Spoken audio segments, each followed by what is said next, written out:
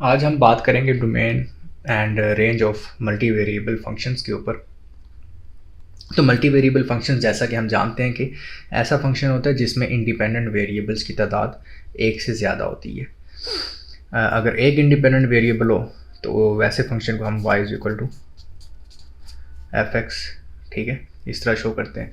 और इसकी जो दूसरी नोटेशन होती है वो ये भी होती है कि हम एक फंक्शन डिफाइन करते हैं, ठीक है, जो r से r की तरफ होता है, यानी जिसकी डोमेन होती है वो रियल नंबर्स होते हैं और जिसकी रेंज होती है वो रियल नंबर्स होते हैं। कैलकुलस के अंदर जो हम ज़्यादातर फंक्शन स्टडी करते हैं वो रियल वैल्यूड फंक्शंस होते हैं। रियल वैल्यूड फंक्शंस ऐसे फंक्शंस होते हैं जिनकी जो रेंज होती है हमारे पास वो रियल नंबर्स होते हैं, और उनकी जो डोमेन है वो हमारे पास अगर r है, ठीक है, तो इसका मतलब ये है कि ये सिंगल, इसमें जो इंडिपेंडेंट वेरिएबल है वो एक है। इसी तरह से अगर फंक्शन है, ठीक है, उसकी हमारे पास जो डोमेन है वो r स्क्वेयर है, r स्क्वेयर से r की तरफ, तो इट मीन्स इसमें जो इंडिपेंडेंट वेरिएबल होंगे वो दो होंगे। r स्क्वेयर से मुराद ये कि ये एक्स वाई इस तरह के पेयर्स को रियल नंबर्स के ऊपर मैप कर रहा है। मिसाल के तौर पे z is equal to x square plus y square, तो ये जो फंक्शन है ये हमारे पास, इसमें जो इंडिपेंडेंट वेरिएबल्स हैं ये दो हैं, तो इन दोनों में हम एक्स वाई की डिफरेंट वैल्यूज़ पुट करते हैं और हमारे पास वहाँ पे एक रियल नंबर आता है आउटपुट में। तो ये जो फंक्शन है, ठीक है, इसके अंदर हमारे पास दो इंडिपेंडेंट वेरिएबल्स हैं। इसी तरह से अगर हमारे पास ये फंक्शन हो आर क्यूब से आर की तरफ, तो इसका मतलब क्या होगा कि इसकी जो डोमेन है, ठीक है, वो आर क्यूब है और इसकी जो रेंज है वो रियल नंबर्स है। दूसरे लफ्ज़ों में ये कोई भी फंक्शन हो सकता है डब्ल्यू x square plus y square plus z square. तो यहाँ पे नोट करें, ठीक है, कि इसकी जो डोमेन है वो इस फॉर्म में एक्स वाई जेड ट्रिपलेट्स, ठीक है। तो ये मल्टी वेरिएबल फंक्शंस हैं और इसकी अब डोमेन और रेंज हम डिफरेंट फंक्शंस की कैसे फाइंड आउट कर सकते हैं। जैसे कि हमने डिफ़ाइन किया है कि हमारे पास जो रेंज होती है, ठीक है, यानी जो फंक्शन है, ठीक है, ये उसकी डोमेन है, ये रेंज है। हमारे केस में जो डोमेन है वो r हो सकती है, r स्क्वेयर हो सकती है, r क्यूब हो सकती है, क्योंकि हम मल्टी वेरिएबल की बात कर रहे हैं, कैलकुलस 3 के अंदर बात कर रहे हैं। तो हमारे पास जो ये पहला केस है ये कैलकुलस 1 का केस है, ठीक है, इसको हम इग्नोर कर देते हैं और हम इन दोनों के ऊपर आ जाते हैं। तो हमारे पास जो डोमेन और रेंज है, ठीक है, या तो वो r स्क्वेयर हो सकती है या वो r क्यूब हो सकती है। तो रेंज हमारे पास क्या होगी, हमेशा रियल नंबर होगी। दूसरे लफ्ज़ों में हम डोमेन के अंदर हमेशा वही वैल्यू सिलेक्ट करते हैं जिसके ऊपर जो रेंज है हमारे पास वो रियल नंबर है।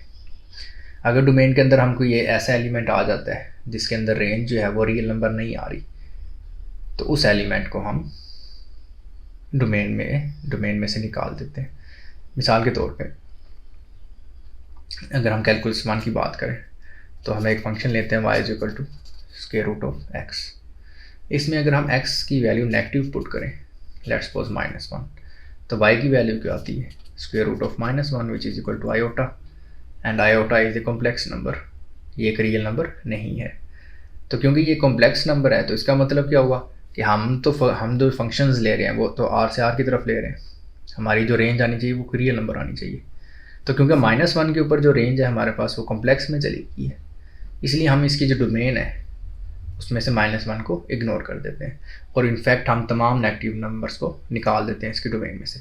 तो इसकी डोमेन क्या होगी इस फंक्शन की, इसकी डोमेन होगी हमारे पास x ग्रेटर और इक्वल टू 0, ठीक है, यानी इसकी जो डोमेन होती है वो हम इसमें सिर्फ x की वैल्यू 0 पुट कर सकते हैं और 0 से ग्रेटर वैल्यूज़ पुट कर सकते हैं। तो इसी तरह से अगर हमारे पास एक और फंक्शन हम लेते हैं, लेट्स सपोज वो फंक्शन है हमारे पास y is equal to 1/x।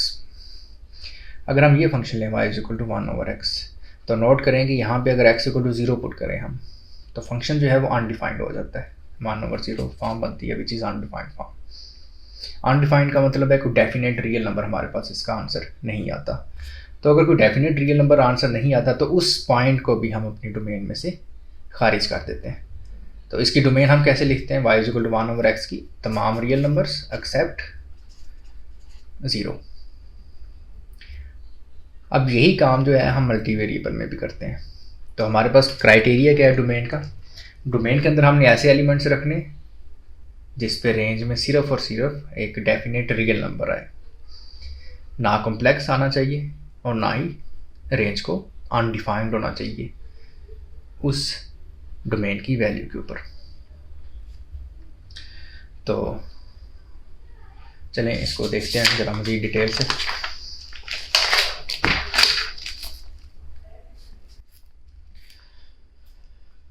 अब थोड़ा सा हम इसका ज्योमेट्रिक व्यू देखते हैं कि डोमेन और रेंज जो है, डोमेन हमारे पास अगर आर होती है, आर का क्या मतलब है, सिर्फ और सिर्फ एक एक्स एक्सिस रियल लाइन जिसको हम एक्स एक्सिस कह देते हैं, ठीक है। और अगर फंक्शन आर से आर की तरफ है तो हम एक और एक्सिस प्लॉट कर देते हैं यहाँ पे जिसको हम वाई कह देते हैं, ठीक है। और इस तरह से हमारे यहाँ पे ग्राफ बन जाता है। और अगर हमारे पास जो डोमेन है, लेट्स सपोज अभी हमने पीछे बात की x > 0, तो इट मीन्स हमारी जो डोमेन है वो यहाँ से 0 से शुरू होके, ठीक है, ये वाला सारा लाइन का ये रीजन आ रहा है हमारे पास डोमेन के अंदर। तो ये तो हो गया हमारे पास अगर फंक्शन हो r से r की तरफ। इसी तरह से अगर हमारे पास फंक्शन हो r² से r की तरफ, तो उस केस में हमारे पास हमने डोमेन की बात की है कि r² क्या होता है, एक्स वाई ऑर्डर पेयर्स। तो इस केस में हमारे पास जो डोमेन बन रही होती है वो क्या बन रही होती है, पूरा एक्स वाई प्लेन बन रहा होता है। यानी जो भी फंक्शन होता है उसके अंदर जो हम पॉइंट्स पुट कर रहे होते हैं, इसमें जो पॉइंट्स पुट कर रहे थे हम वो, ठीक है, जैसे वो हम यहाँ से पुट कर रहे थे एक्स एक्सिस के ऊपर से x = 1, x = 2, x = 3। लेकिन अगर फंक्शन हमारे पास इस फॉर्म का हो, ठीक है, जैसे हमने पीछे बात की z = x² + y², z = 1 - x² + y² का स्क्वायर रूट, किसी भी तरह का फंक्शन हो सकता है। तो यहाँ पे जो डोमेन इसकी बनेगी वो ही एक्स वाई प्लेन बनेगा, या एक्स वाई प्लेन के अंदर कोई ना कोई रीजन बनेगा। पूरा एक्स वाई प्लेन भी हो सकता है, जैसे यहाँ पे पूरा एक्स एक्सिस भी डोमेन में आ सकता है, और एक्स एक्सिस का एक छोटा सा हिस्सा भी डोमेन में आ सकता है। सेम इसी तरीके से यहाँ पे भी डोमेन पूरा एक्स वाई प्लेन हो सकती है, या एक्स वाई प्लेन का एक छोटा सा रीजन हो सकता है, ठीक है। तो एक्स वाई प्लेन का अगर एक छोटा सा रीजन डोमेन बन रहा है तो जाहिर है कि हम उसको डबल इंटरवल से शो कर सकते हैं, जिसमें हम ये कहेंगे कि x की वैल्यू यहाँ से a से b तक चेंज हो रही है, y की वैल्यू c से d तक चेंज हो रही है, ठीक है। तो ये अगर हम इसको ज्वाइन करें अब इसमें,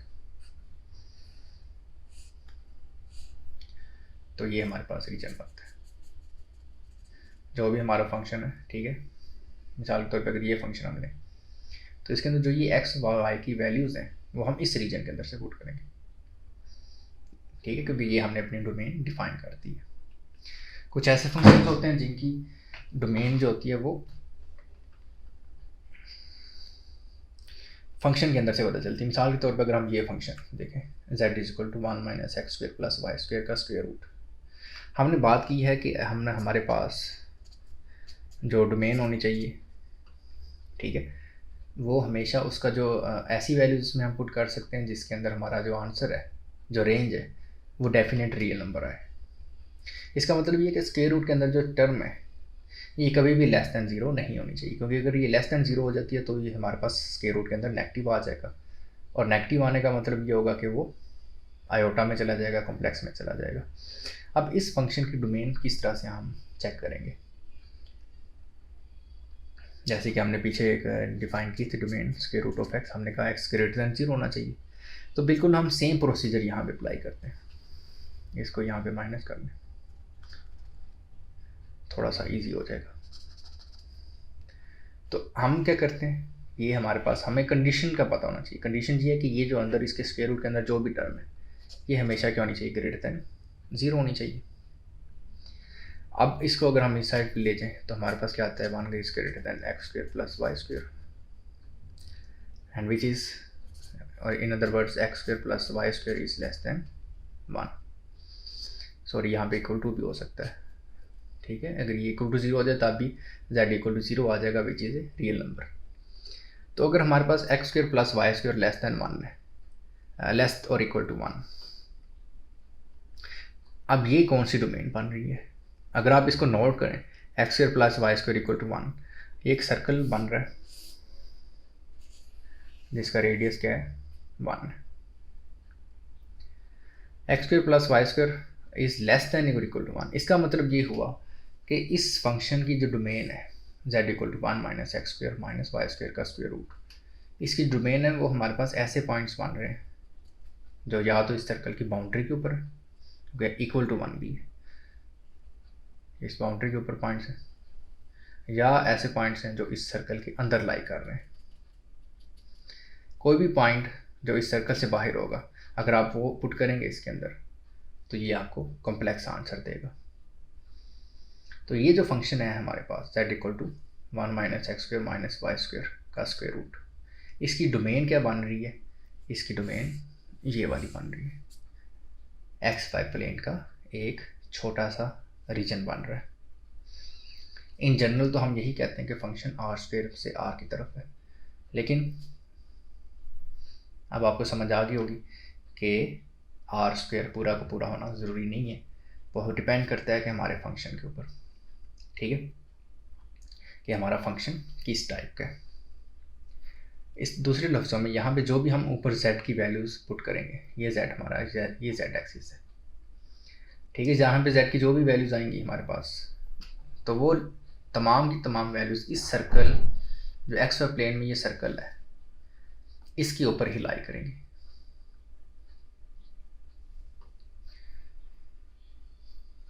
तो इसी तरह से हम आगे चलते हैं। तो अब हम देखते हैं फंक्शन जो है हमारे पास वो अगर आर क्यूब से आर की तरफ हो,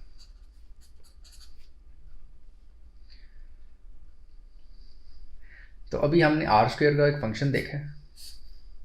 अगर ये हमारे पास एक्स एक्सिस है, वाई एक्सिस और ये जेड एक्सिस है, तो हमने बात की कि जी हमारे पास उसमें जो डोमेन होती है वही एक्स वाई प्लेन होता है हमारे पास, ठीक है। इसका तो छोटा सा पोर्शन भी हो सकता है, ये पोर्शन हो सकता है, किसी भी तरह का कोई रीजन हो सकता है। तो अगर तो हमारे पास ठीक है ये डोमेन हो एक्स वाई प्लेन, ठीक है, ये इस तरह पीछे को भी जा रहा है, ठीक है, पूरा ये प्लेन हो, तो हम कहते हैं वो फंक्शन हमारे पास क्या है, आर स्क्वायर से आर की तरफ है। लेकिन अगर हमारे पास, क्या हम इस प्लेन के अलावा भी किसी और प्लेन के ऊपर फंक्शन डिफाइन कर सकते हैं, किसी और सरफेस के ऊपर फंक्शन डिफाइन कर सकते हैं या नहीं कर सकते? मिसाल के तौर पे मैं कोई भी फंक्शन डिफाइन करना चाहता हूँ, लेकिन मैं ये चाहता हूँ कि मैं अपनी जो डोमेन है ना वो ये प्लेन एक्स वाई प्लेन से ना लूँ, बल्कि वो कोई भी प्लेन हो सकता है, लेट्स सपोज वो कोई इस टाइप का प्लेन हो सकता है।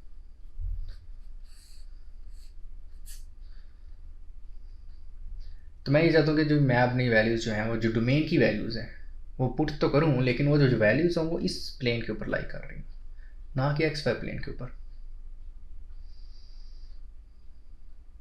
अब अगर आप नोट करें तो ये प्लेन किस में लाई कर रहा है, ये एक 3 डिमेंशन में लाई कर रहा है।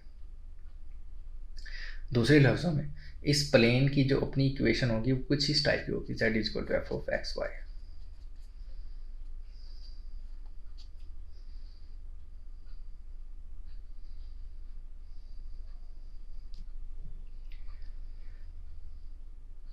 तो अगर तो मैं ये चाहता हूँ कि मैं इस प्लेन के ऊपर से वैल्यूज़ लूँ, तो उसका क्या मतलब होगा? उसका मतलब ये होगा कि मैं वो वाली z की वैल्यूज़ उठाऊँ यहाँ से जो इस प्लेन के ऊपर लाई कर रही हूँ। उस सूरत में हमारे पास जो फंक्शन होता है वो हम उसे कहते हैं कि वो उसकी जो डोमेन है वो आर क्यूब है। मिसाल के तौर पे omega is equal to 1 minus x square minus y square minus z square और इसका स्क्वायर रूट। अब नोट करें कि इस फंक्शन की डोमेन क्या होगी।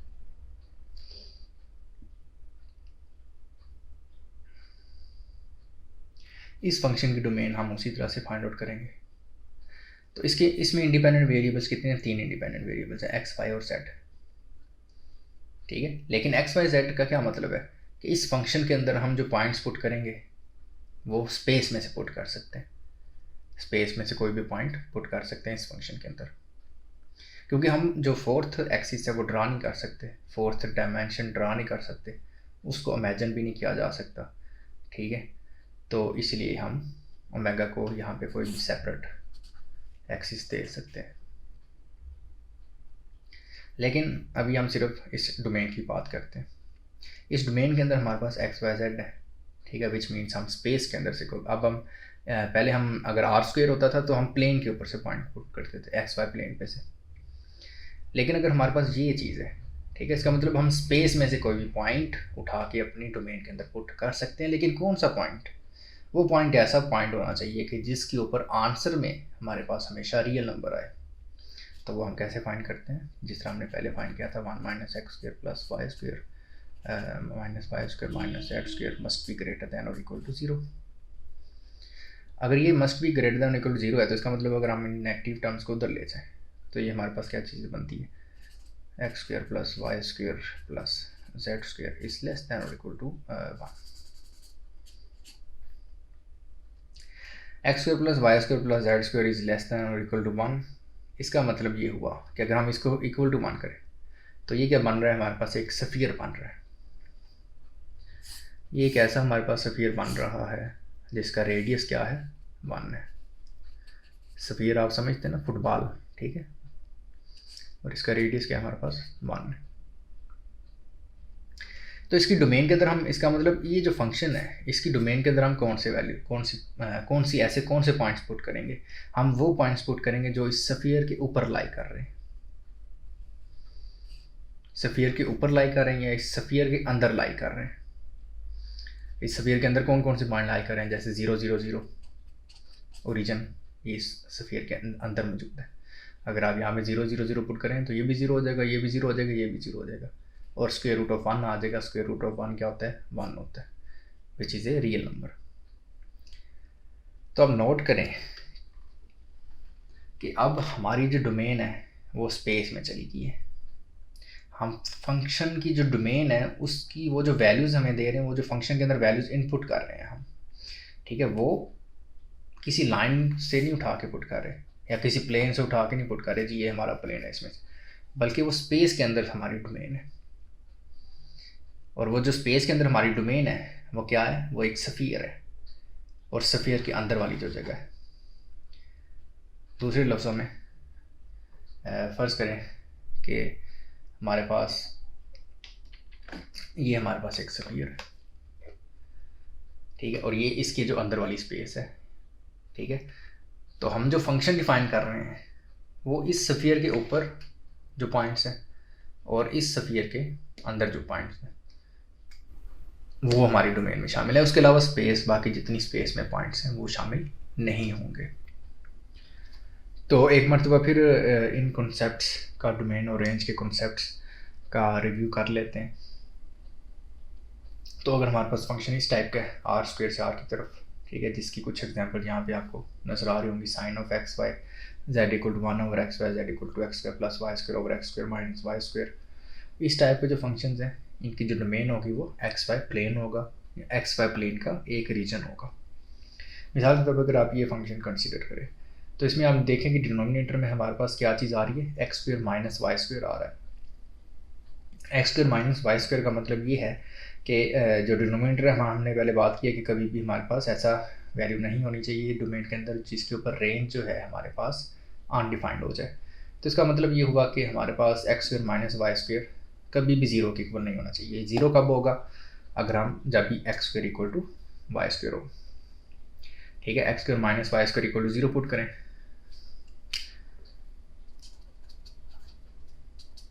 तो यहाँ से एक्स स्क्वायर क्या आ जाता है? Equal to y square.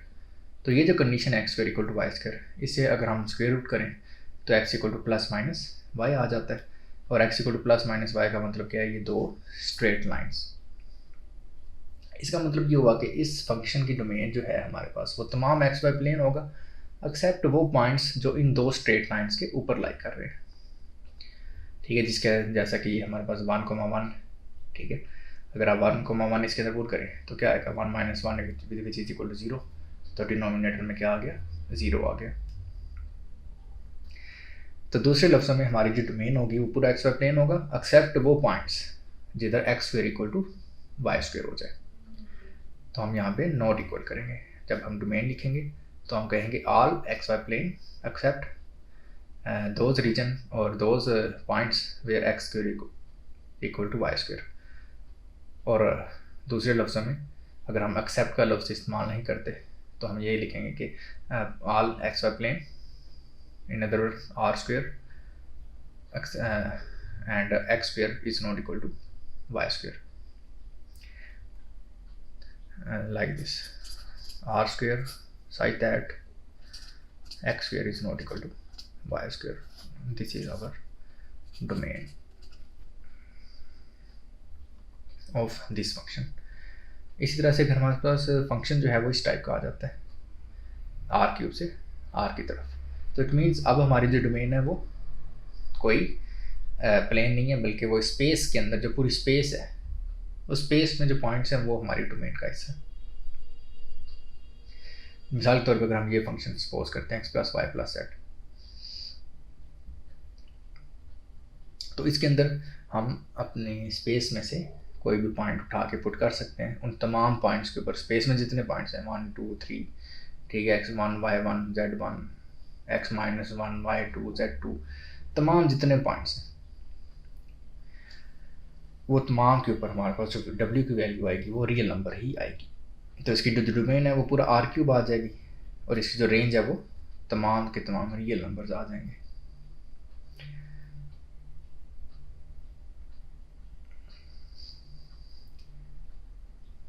तो इसी तरह से हम जो डोमेन के अंदर हमने ये चीज़ें देखनी होती हैं कि डोमेन है हमारे पास वो एक्स वाई प्लेन बन रही है या वो स्पेस में हमारे पास कोई रीजन बन रहा है। उसके बाद हमने ये देखना होता है कि डोमेन की कौन कौन से ऐसी वैल्यूज़ तो नहीं है कि जिसके ऊपर जो आउटपुट है हमारी रेंज जो है वो या अनडिफाइंड आ रही है या वो कॉम्प्लेक्स में जा रही है, तो उनको हमने डोमेन में से एक्सक्लूड कर देना होता है। तो ऐसा नहीं है कि ये जो फंक्शंस है हमारे पास अनबाउंडेड है, ठीक है, मतलब इसकी जो डोमेन है वो पूरा r³ बन रही है, ठीक है, स्पेस में से जितने पॉइंट्स हैं हम अपनी जो डोमेन है उसको खुद भी फिक्स कर सकते हैं। मिसाल के तौर पे अगर मैं ये फंक्शन लेता हूँ y = x, ठीक है, इससे मैं एक इंडिपेंडेंट वेरिएबल है, ठीक है, कैलकुलस 1 के अंदर हम ऐसे फंक्शन स्टडी करते हैं। तो इसमें अगर मैं ये कह देता हूँ x belong to -1 to 1, तो विच मीन्स कि मैं अपनी डोमेन है उसे फिक्स कर रहा हूँ, उसे बाउंड कर रहा हूँ। वैसे तो इसके ऊपर ये जो x की वैल्यूज़ हैं इसमें हम x की जो मर्जी रियल नंबर पुट कर दें हमारे पास आंसर आ जाएगा, एक रियल नंबर आ जाएगा। लेकिन मैं इसे खुद फिक्स भी कर सकता हूँ, मैं इसे बाउंड कर सकता हूँ, ठीक है। अगर मैं ये कहता हूँ x belong to -1 to 1, तो इसका मतलब क्या होगा कि हमारे पास जो y है वो भी बाउंड हो जाएगा, y भी -1 से 1 के दरमियान बाउंड हो जाएगा। तो इस तरीके से हम अपने डोमेन को बाउंड करके जो अपनी रेंज है उसको भी बाउंड कर सकते हैं। तो ज़्यादातर हम बाउंडेड डोमेन्स की ही बात करेंगे, क्योंकि मिसाल के तौर पे हमने वॉल्यूम फाइंड आउट करना है किसी भी सरफेस का, किसी भी सरफेस के नीचे वॉल्यूम फाइंड करना है, या किसी भी सरफेस की जो उसके अंदर वॉल्यूम आ रहा है वो फाइंड करना है, या किसी सरफेस का एरिया फाइंड करना है, तो उसके अंदर तमाम के अंदर जो डोमेन होगी वो हमें बाउंड ही करनी पड़ेगी। और ज़ाहिर है अगर हम अनबाउंडेड डोमेन कर दें, ठीक है, उसमें तो वो सरफेस का जो एरिया या वॉल्यूम होगा वो तो फिर इन्फिनाइट हो जाएगा, ठीक है। मिसाल तौर पर अगर हम वैसे बात करें इस लाइन की y = x, अगर हम इसकी लेंथ फाइंड करना चाहें तो वो तो इन्फिनाइट होगी, ठीक है, क्योंकि वो लाइन जो है हमारे पास ये अगर हम इस तरह बात करते हैं ये y = x ये लाइन है, तो ये तो इन्फिनाइट तक चलती जा रही है, इसकी जो लेंथ होगी वो इन्फिनाइट होगी, ठीक है। लेकिन अगर हम ये बात करें कि x = यहाँ से अगर हम 1 से लेकर 2 तक कर लेते हैं, 1 से 2 तक, इसके दरमियान जो इसकी लेंथ आ रही है 1 के ऊपर ये वैल्यू आएगी y = 1 और 2 के ऊपर y इक्वल टू 2 आ जाएगी। ये जो लेंथ है हमारे पास।